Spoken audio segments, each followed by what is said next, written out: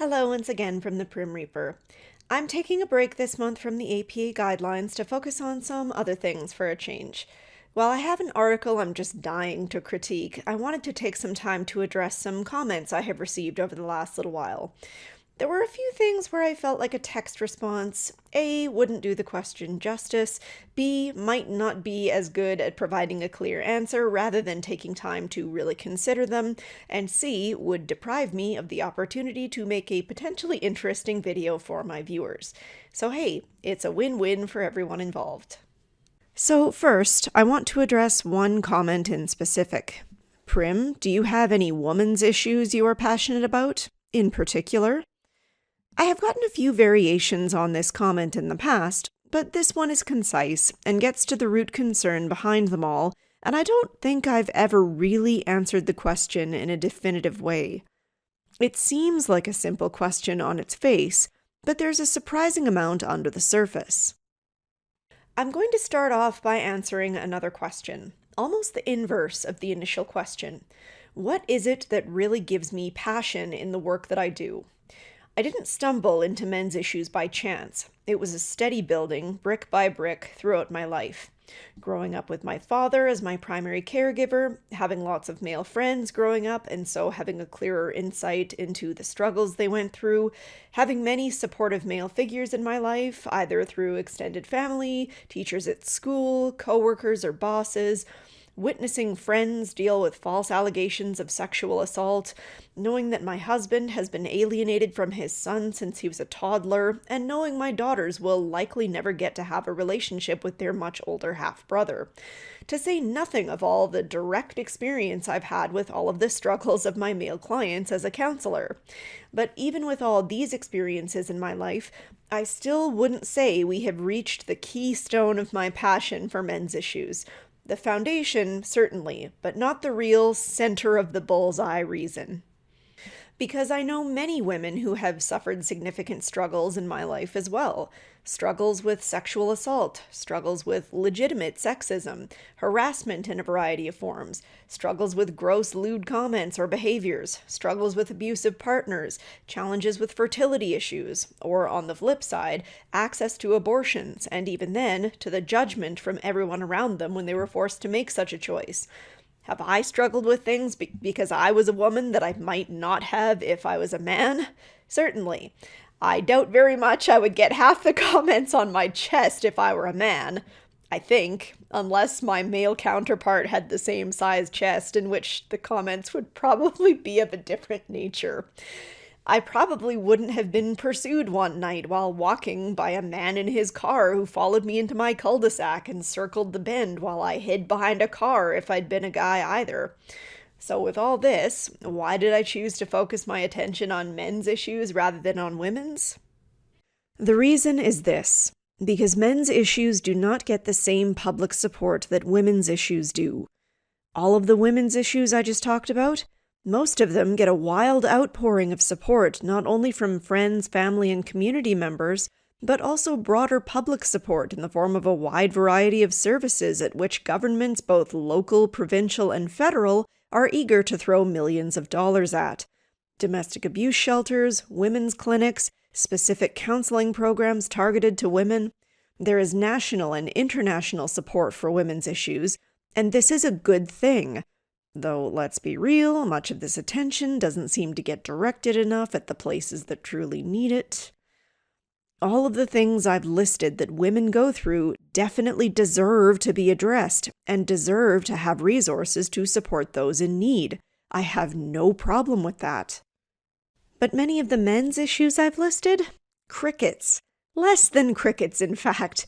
More like someone came and smashed through the underbrush and now there's just dead, silent cricket carcasses lying about. Men who are falsely accused of sexual assault? Oh, we can't punish the false accusers, or else the real victims of sexual assault might be too afraid to come forward. Never mind the damage done to the man's life. He'll get over it. What? Offer him any kind of support or compensation for what he went through? Are you kidding me? Male victims of domestic abuse? How can you possibly think of talking about that when we already have female shelters overflowing? I mean, sure, there probably isn't even one single men's shelter to send men to in the first place, but come on. Men who are alienated from their children? Well, I mean, really, there's not much we can do about that. We certainly can't be inclined to fund inquiries into the outcomes of child custody agreements to ensure rules are being correctly followed. That would just be unrealistic. And punishing vindictive or malicious mothers who prevent their children's father from seeing them?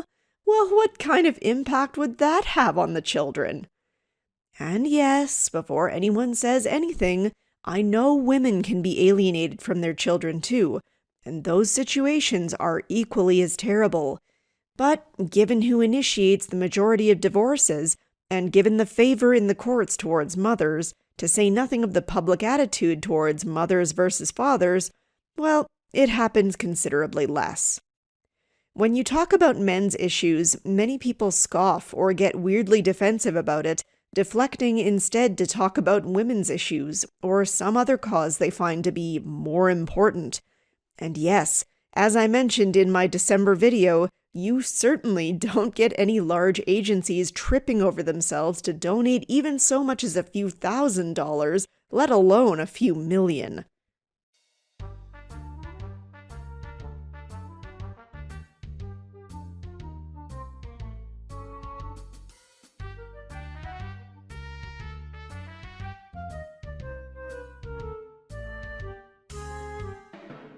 For me, my passion comes not just from seeing people who are in trouble and need help.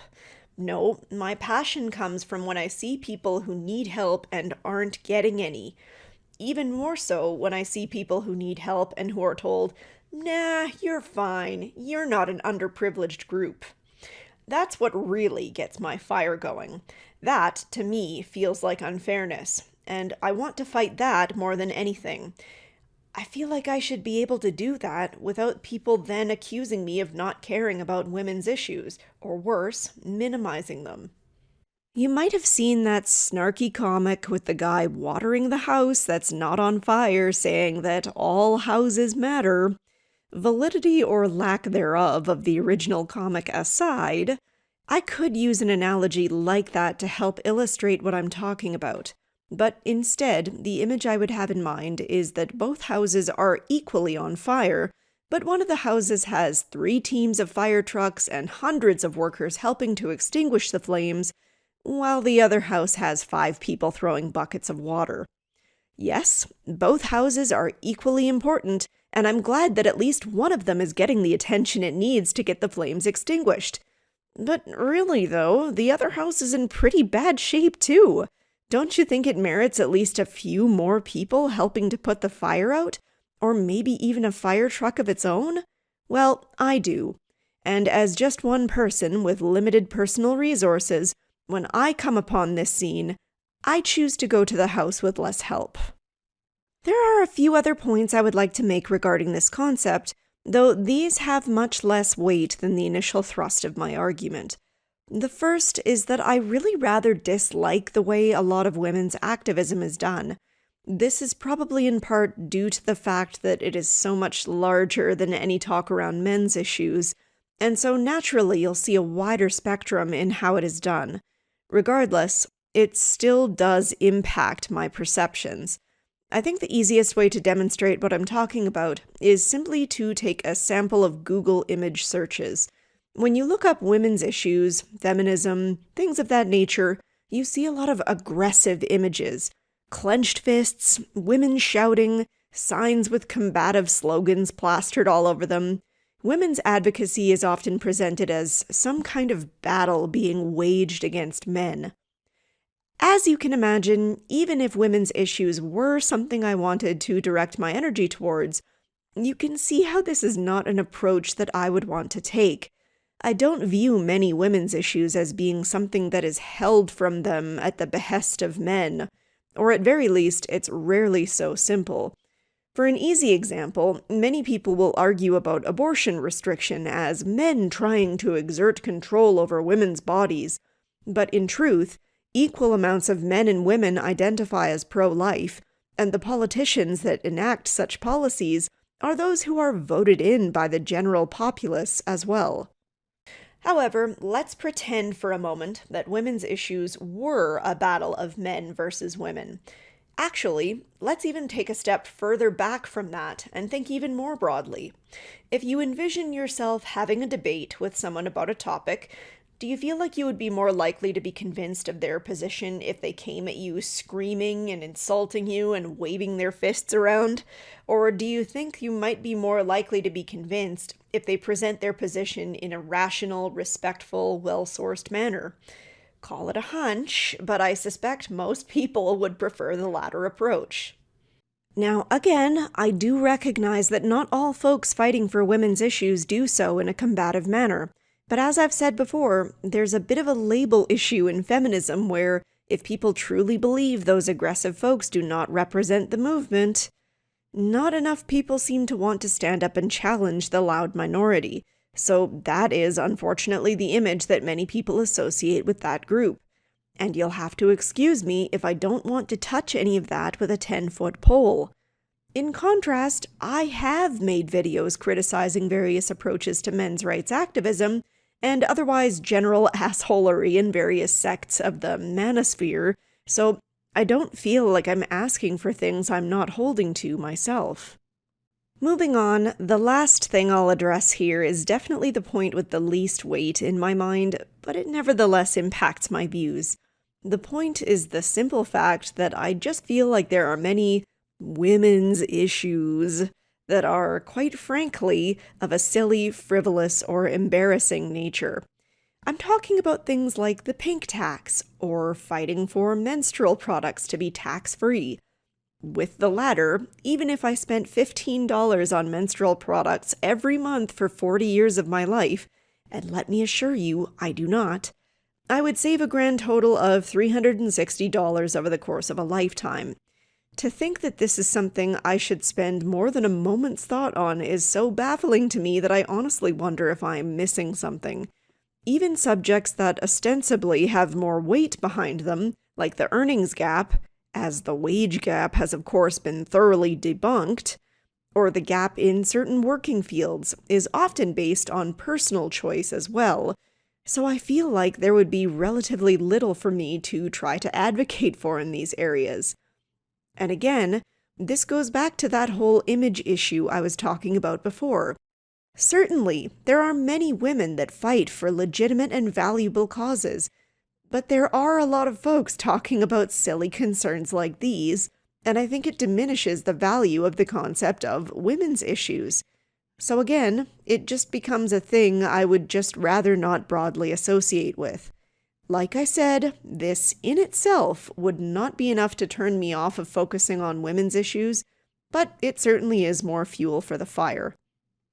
I want to address one more kind of comment that is slightly different from the original one I listed, and it's the kind of comment that asks me for my opinion on Andrew Tate or any other kind of controversial figure broadly categorized as belonging to the manosphere.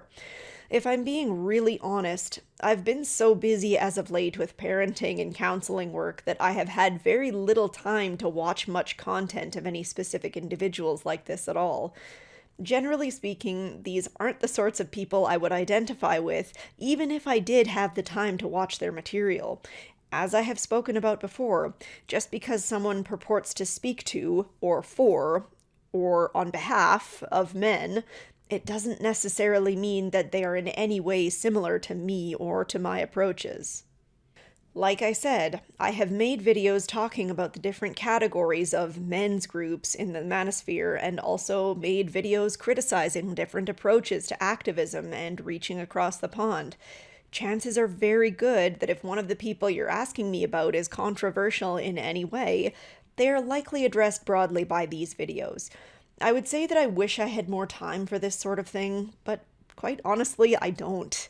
As I mentioned earlier in this video, I have limited time in life like everyone else, and I want to use my time where I feel it will be most helpful to people in need.